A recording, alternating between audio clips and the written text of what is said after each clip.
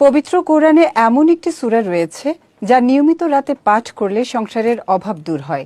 এই সূরায় মহান আল্লাহ কিয়ামত, আখিরাত, মানুষের ভাগ্য, জান্নাত, জাহান্নাম এবং আল্লাহর বিচার সম্পর্কে আলোচনা করেছেন। বিস্তারিত সৈয়দ নওশাদের ডেস্ক রিপোর্টে। কুরআন আল্লাহর বাণী, যা পাঠ করলে হৃদয় প্রশান্ত হয় এবং আত্মা পরিশুদ্ধ হয়। কুরআন পাঠে প্রতিটি অক্ষরের জন্য 10 নেকি সওয়াব দেওয়া হয়। পবিত্র গ্রন্থটি যেমন আমাদের আখিরাতে ঢাল হিসেবে কাজ করবে, একইভাবে দুনিয়াতে সফলতার জন্য কুরআন পাঠের কোনো বিকল্প নেই, যার একটি ফজিলতপূর্ণ সূরা মক্কায় অবতীর্ণ সূরা ওয়াকিয়া। ওয়াকিয়া শব্দটির অর্থ ঘটনা। এই সূরায় কিয়ামত সম্পর্কিত বিপর্যয়ের বর্ণনা প্রদান করা হয়েছে, যা সকল মানুষ একদিন অবধারিতভাবে দেখতে পাবে। তাই এর নাম ওয়াকিয়া রাখা হয়েছে।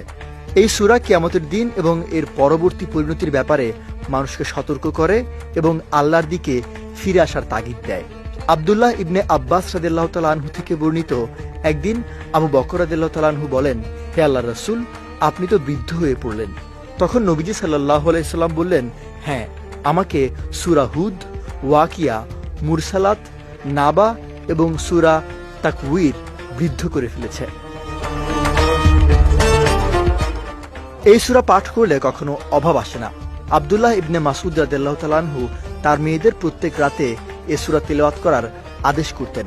তিনি বলেন, আল্লাহ রাসূল সাল্লাল্লাহু আলাইহি সাল্লাম বলেছেন, যে ব্যক্তি প্রতিদিন রাতে সূরা ওয়াকিয়া পাঠ করবে, তাকে কখনো দারিদ্র স্পর্শ করবে না। তবে ইসলাম বিষয়ক গবেষকগণ মাগরিবের নামাজের পর সূরা ওয়াকিয়া পাঠ করার অভিমত ব্যক্ত করেছেন, কেননা দিনরাত 24 ঘন্টার মধ্যে সকাল ও সন্ধ্যা গুরুত্বপূর্ণ দুটি সময়। মহান আল্লাহ এই দুটি সময় জিকির করার নির্দেশ দিয়েছেন। আর আমলটি যেহেতু রাতের এবং রাতের নির্ধারিত কোনো সময় বলা হয়নি, তাই সন্ধ্যাবেলাতেই এই আমল করা উত্তম।